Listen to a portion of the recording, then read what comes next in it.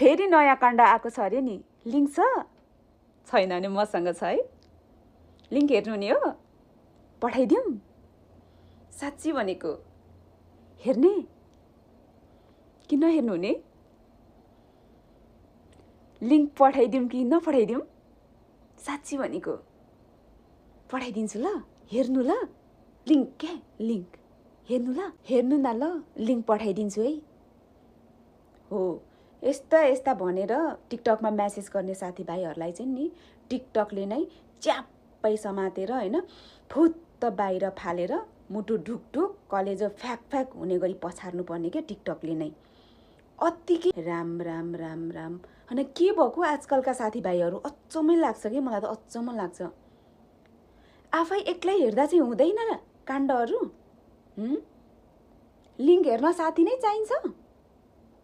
ए अचम्म, आफै लिङ्क हेर्नु होइन, अनि आफै इन्जोय गर्नु, आफै रमाइलो गर्नु नि, होइन यस्तो काण्डको लिङ्कहरू हेर्नु पनि साथी चाहिन्छ है?